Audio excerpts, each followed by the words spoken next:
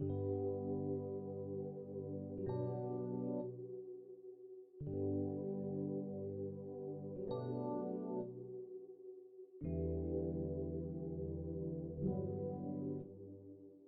right, guys, thought this would just be a good opportunity to get everybody together and just talk about what's going to happen on the day. As you guys know, we don't know when this is going to happen, so it's all, like ballooning, it's going to be last minute. At what point, when you guys, what altitude, when you come down, are you going to be breathing normal air again? About 10,000. 10,000? 10 to 50. That's when you start to at least attempt it. We'll start to warm up. Yeah, I mean, we'd like to get to 40. Yeah. That's a nice round number, but it might take more than one attempt.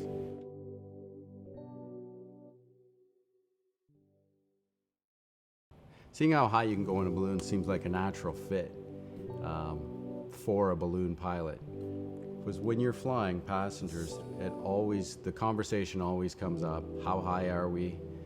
How high have you been? How high can you go? You get one of those three questions. If not all three. If not all three, exactly. You kind of set a small goal and work your way up. Like I've seen back from them going to 1,500 feet or 1,800 feet. And, it always seems like a bigger step that they want to do, and it's impressive.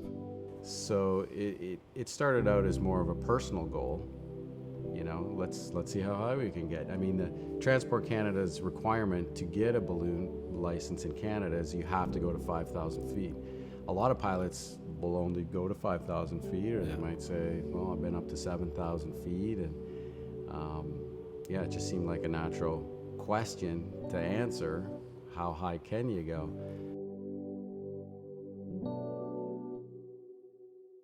I don't know how much sleep you got, but I was lying there running through scenarios.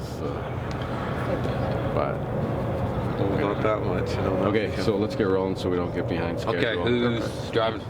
I'll drive. I'll jump in you, don't jump in with them. I don't care. I'll jump in with you fuckers if they're going in that truck. Yeah. Got bored in my job. I was a mechanic and wanted to hit the road. Didn't want to settle down at the time, so contacted Sundance, the balloons, the company I'm working for now, and they were looking for pilots, and they basically said, yep, whenever you can get over here.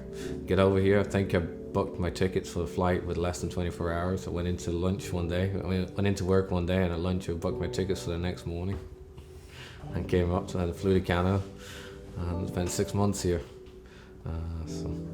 And then just stayed. I decided at that point I didn't want to go back to mechanics. I went back to mechanics in the winter time for the first few years while because of work permits, I couldn't stay in the country. So now that I'm a resident, I stay here and I work full time with Sundance. So that's what I like doing. So. After college, I couldn't get a job in my field of study. So another balloon company asked, because you get to know people, it's a small industry, they asked if I wanted to crew again that summer, and I said, well, okay, because I didn't have a job, but I want my balloon license out of this then. We've been looking at the upper level winds for months and months and months, and I've never seen them this light, so it's an opportunity. We kind of had to make the call to try. If we miss this window, we may not get another one for 6 months or even longer. We don't want to push for too much because we don't know how high we're going to get yet. Our goal is 40,000 foot, and if we only make it at 35, it's a personal goal, but we don't want to be kind of let down and give everybody up that we're going to do 40,000 and not do it. I told my wife that Irish and I were going out for a flight this morning. I told her we were going to go up high. So. Did you mention how high? No. Yeah, I told my wife. She's a little nervous about it, but I think she's supporting it. She does have a few questions why I'm doing it. She doesn't understand why I want to do it, but she's still supporting me either way. Being a balloonist and having a family is a juggling act. Mostly because hot air ballooning is weather dependent, and it's early mornings. You're either flying early in the morning or late in the evening. So it's hard to schedule anything. It's hard to or commit to, taking them to baseball practice or something if you may have to go out and do a flight that evening. So it's tough. It's a tough occupation to have a family balance, but some people can do it. And I flew full time for probably 15 years or so, and then I don't anymore. I can fly when I want. I can take the balloon out for fun when I want, and take the family for flights. They enjoy it, but I'm more in the office now. I'm not nervous. I would say I'm more anxious than nervous. Just I hope the weather. I hope once we get to the launch site and the weather cooperates. Not really nervous. No. You are? No, I'm not too nervous. I'm just anxious. A lot of people put a lot of effort into here, so hopefully it goes ahead. I don't want to let everybody down. That's more what I'm worried about. The first time I went out to a balloon meet and seen a balloon, I was about a month old. So it's been born and raised in it. Obviously, growing up as a kid, I was a kid around balloons, playing around, just having fun. The big change was when I was obviously old enough to start flying it. But we used to have what we call a Dublin Ballooning Club. It was basically an association. We had 2 balloons between the club that we could borrow whenever we wanted. We'd get to arrange because there was a bunch of pilots in the club. So, and as I was growing up, my mom and my granddad were the ones flying. And then we always would go out on chases and the odd time get to fly. Not too sure how young I was when I first flew, but I was pretty young, about 3 or 4 maybe. Younger than these 2 guys here, so. But for me around balloons when I was growing up, it was just a fun being outside and playing with balloons and getting to mess around with the equipment and stuff like that until I got old enough that I could actually use it. So it was like an adventure all the time. It was always funny because most of the friends and other people that weren't involved in ballooning, when they hear what you do and what you do for fun, they have no idea what it's about, and you're kind of almost an outcast growing up. You don't talk too much about it when you're growing up because people don't know about it. So it was pretty neat. But watch your feet when this thing comes down. Don't get underneath it, please. Yep. No problem there, man. There's your feet. Well, he's stuck there now. I've had the basket fall on my leg once, man. It fucking hurt. Basically, as an observer, I'm kind of a representative of the CBA, which is the Canadian Balloon Association. So it's my job to look at all the different equipment that's going up in the balloon and make sure nothing's being messed with. So the actual flight altitude will be recorded and all the information of the flight will be recorded. Also, throughout the flight, I'll be taking notes as to the location of the balloon, the altitude that it's at, and all that sort of information. And once the flight's over, I'll be checking all the instruments to make sure that everything was recorded properly and everything gets sent off to the CBA to have it actually registered as a world record after. This guy's just getting the burners out. We're going to set the basket up. They're about to put the burners on top. I'm just starting to get some of our stuff ready. These are just the caps off the oxygen tanks. We don't want them on board, blowing it carries much weight, but you can see these guys putting the burners on there in a sec. This is heavy. Thanks, Jimmy. Are you on there? Well, we've had a debate on if we should or shouldn't have parachutes. Probably still undecided yet. We haven't decided on that one, have we? Not fully. For regular flying, a lot of the time we're too low to use parachutes anyway, and you don't really. If something's going to happen, it's going to happen when during landing and takeoff.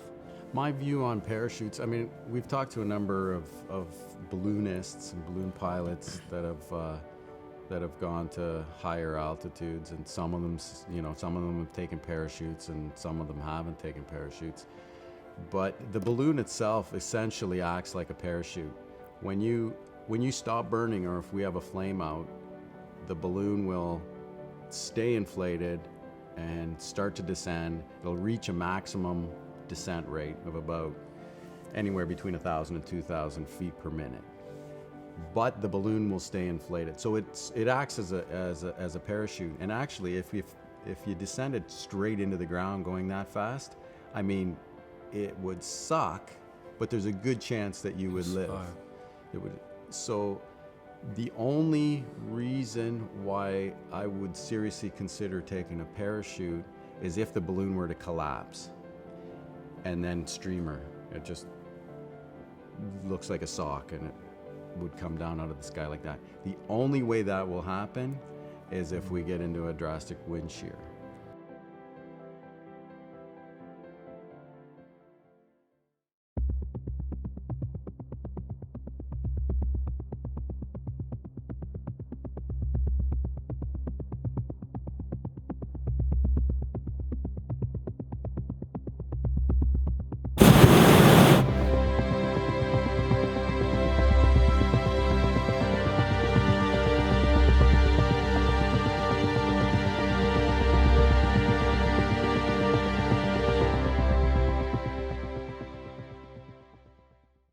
Well, the ideal weather for the flight is obviously a nice clear day, because one thing, we want nice pictures from it. We don't want to just see white underneath us. But you look for a day that the winds are very, very light up top. You don't want there to be too much wind, because we were saying earlier with the wind shear, if we get wind shear, it's not good for the balloon. So we want to be able to go straight up and pretty much come straight down. Oh, setting up the putting on the GoPro to record the instruments, so we can see have actual proof we go to this altitude. Hopefully it doesn't freeze. It is very cold up there.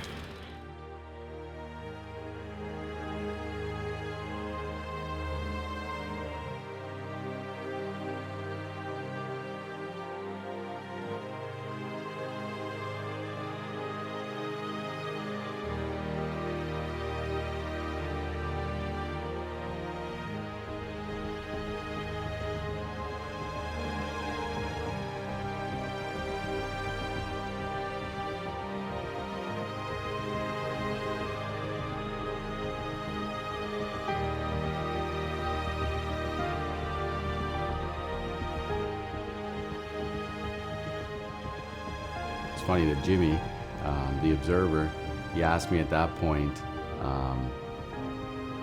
what time he makes the emergency call if they don't hear from us. And it kind of hit me. I thought, well, what are you talking about? We're coming down.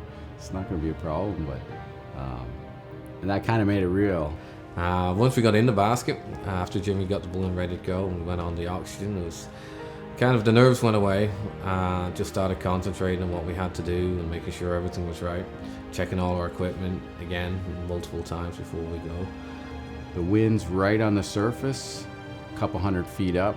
We were cruising pretty good. We were traveling probably about 20 knots right on the surface, but you often get that depending on the terrain. As we took off and started climbing up, there was a lot of radio communication had to be done, setting up the transponders and making sure everything was working so the controllers could see what we're doing. You guys got the image from the controllers to make sure all that was working.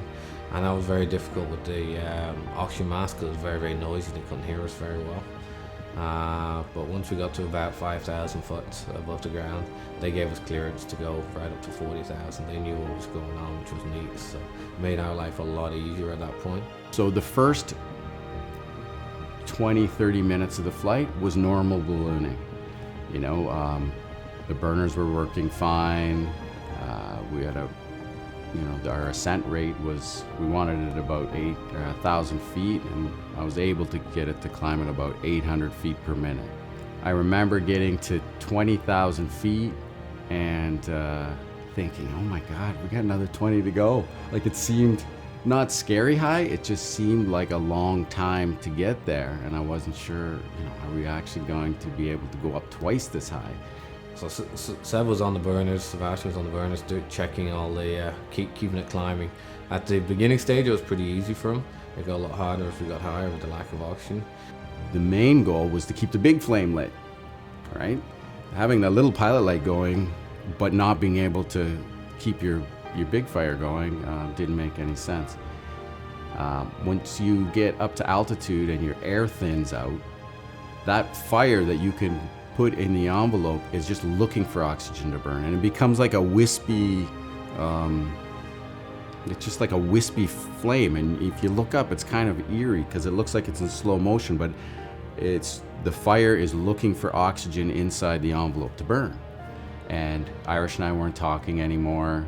He was just checking the instruments and making sure the oxygen was working, and that sound. We got up, we were higher than 35,000 feet, which was the existing Canadian record. And mentally, I, smiled to myself, thinking, okay, there's the record. So I got down off my stool and looked over the edge that I could see into the other compartment, and saw that the readout was 39,000 and something. So I thought, okay, that's not good enough.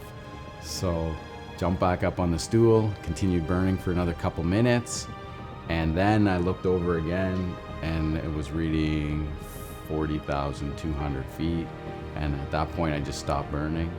So everything was going great. Oxygen was good, we had lots of fuel left, the winds were just spectacularly light, and we got to 40,000 feet. I took a couple of moments to take pictures on the way up if I could. Didn't get very many, but it was very, very cold. So. Irish was taking some pictures. I'd looked over and verified that we were over 40,000 feet, and it just seemed like the right thing to do was shake hands. Up at 40,000, once we got up there, we shook hands to the camera, made a point of that, and we just wanted down. We had enough, we wanted down. Yeah, the handshake was, we didn't plan it was a bit spontaneous, and I guess it was sort of the signal that we're done going up. Once we got to 40,000 foot and started descending, I think my nerves kicked in a little bit again, because then we're just sitting there. But there's nothing we can do. We're not trying to fly the balloon, we're just letting it come down as quick as possible, as safely as possible, without going too quick. And we just sat there and waiting. It's just a waiting game at that point. Look around. When we actually reached 40,000 feet, I remember consciously telling myself, take a moment, look around, enjoy this view, because that's one of the questions a lot of people are going to ask too. How was the view? I did have to tell myself, take a minute, look around, because I probably won't be up there again in that. So I had to tell myself, take a second, look around, enjoy it, take a couple of pictures. But we were encapsulated in this cloud that we'd created, that the view was really bad, actually. You couldn't see, it wasn't like crystal clear. It was like we were in fog. That was right at 40. And as we started descending, we descended out of that cloud. You could see better, and it was a nice, clear, beautiful morning.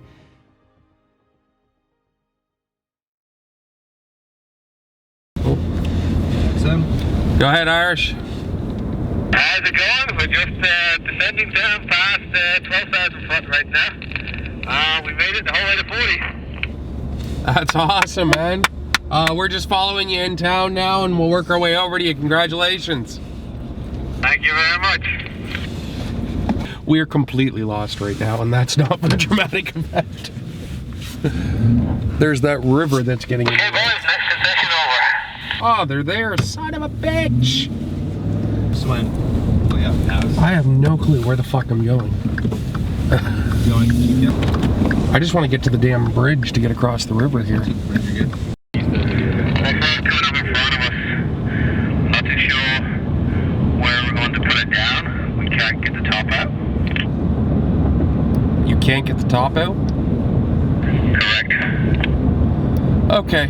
I am directly in front of you, just coming up on the road, east-west, directly in front of you.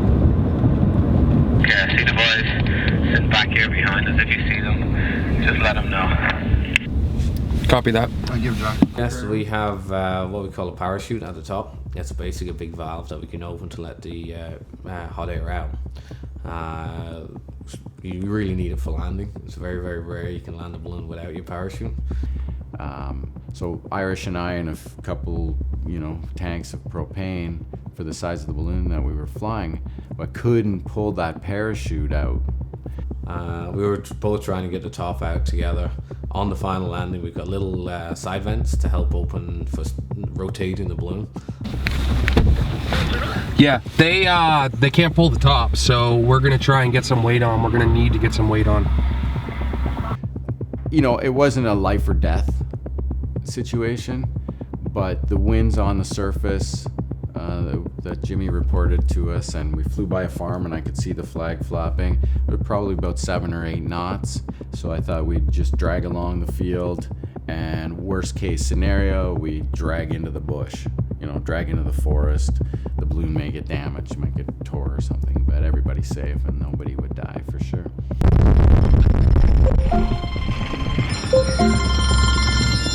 Okay, I'll get you guys for weight on, and then we'll worry about lying down our after.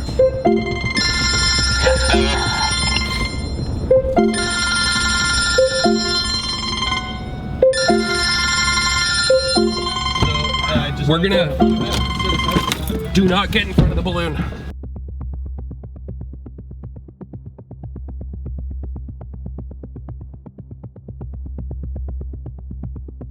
That's the access road. There's a red barn there. Okay? Okay. Weird up there. Ask permission, because I just dropped the truck and ran.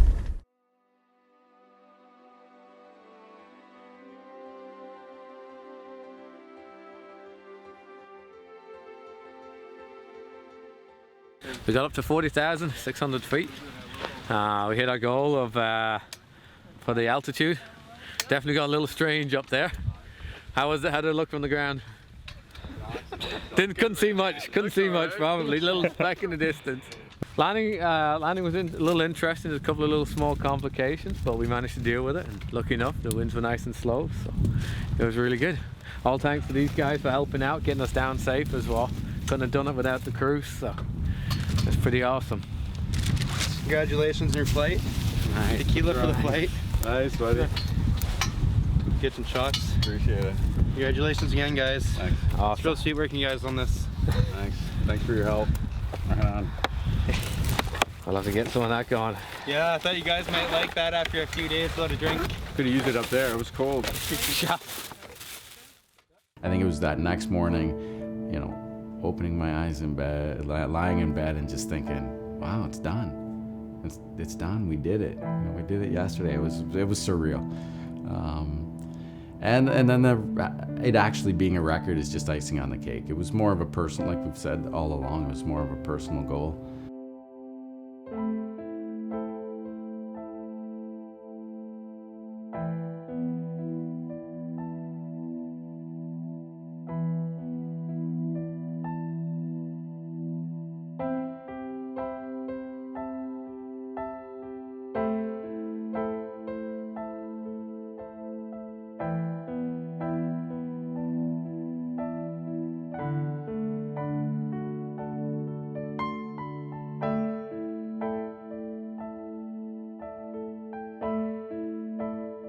When someone says they say this can't be done or they say this works like this, I always wonder who's they.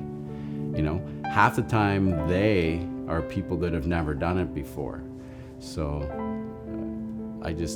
if I have a question about something or if I want to try something, I'll try it, and I don't always succeed, you know, but like I tell the kids all the time, at least try it. Then you'll know if you like it or if you don't like it or if you can do it or if you can't do it. Life's too short.